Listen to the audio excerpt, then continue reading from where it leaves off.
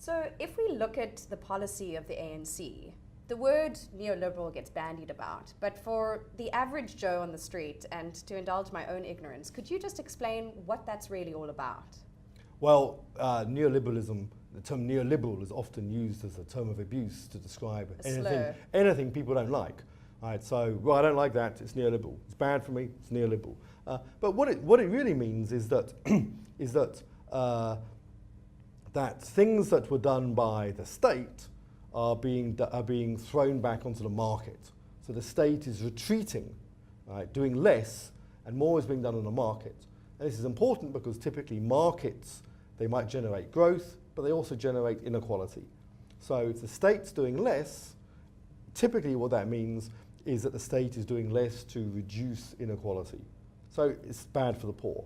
And in a country like South Africa, where the gap between rich and poor still largely falls one on racial lines and is so big, there must be a very strong argument against that kind of policy. That's right. But in South Africa, you know, the charge of neoliberalism sits quite uneasily with the practice of what the government does. So, I mean, point to two important respects. I mean, firstly, the social grant system. I mean, so, you know, in a neoliberal society, a neoliberal state, would not provide grants to 15, 16 million people every month. It would say, leave it up to the market, right? But we have a state that writes a check every month to 15 or 16 million beneficiaries. That's not what neoliberal states do. And secondly, wage regulation. Most, not all, but most low-paid South Africans, their wages are regulated by one or other of the wage regulation mechanisms. Earlier I mentioned the Employment Conditions Commission. And there's much more regulation of the labour market than one would expect to find in a neoliberal state. So, sure, there's some things the state does which are neoliberal, right? Privatisation, for example, that's a classic example. The government defends that, saying it's good for growth, right? But there's other things the government does: wage regulation, you know, redistribution through education, healthcare, public education, public healthcare, and of course social grants. These are the opposite of what we would expect a neoliberal state to do. So when someone looks at Minister Pravin Gordhan's budget speech and his speak around growth and insisting that growth is vital for our economy going forward this year, is he kind of speaking against neoliberal policies, or is it? I think, well, neoliberals have a certain view that certain policies are necessary for growth. Right? But then, you know, that's contested. There's plenty of economists who argue that actually you need an active state to really maximise your opportunities for economic growth. So I don't think he's as much saying, you know, we should be doing this or that, right, to get growth. He's saying we should get growth. And it's worth just thinking for a while why growth is so important. So we have in South Africa a poverty problem. We know we have a poverty problem. Depending on how you count poverty, you know, somewhere between, you know, a quarter, a half, maybe 60% of South Africans live in poverty, depending on how you define it. Now, economists talk about the poverty gap, meaning how far below the poverty line households are. Now, the poverty gap, this is the most common definition of poverty.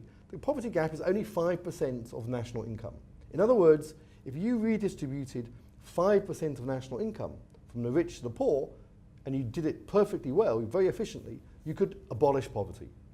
Now, 5% of national income is 1/10 of what the top 10% have.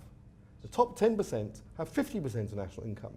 So if you took 5% of their 50%, in other words, 1/10, and gave it to the poor, you could abolish poverty. Now that's just in a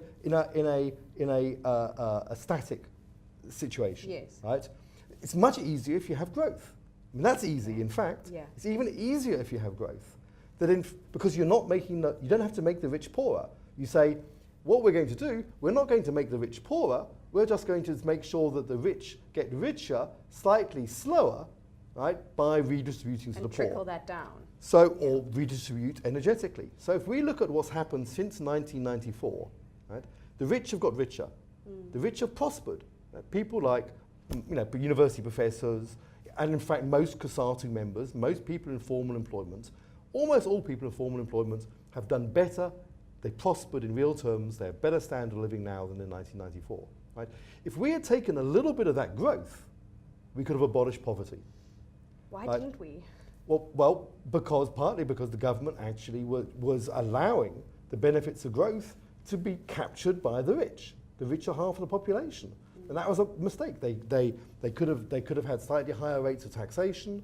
Right? They could have had more energetic job creation programs. A number of things, right, which would not have made the rich poorer. It would have just slowed down the increase in prosperity that the rich have experienced. Okay. So growth's important because if you have growth, you can redistribute from the rich to the poor without making the rich themselves poorer. Right? You're just slowing down how much faster the rich get richer. So growth is really important. If you have growth, everything becomes easier.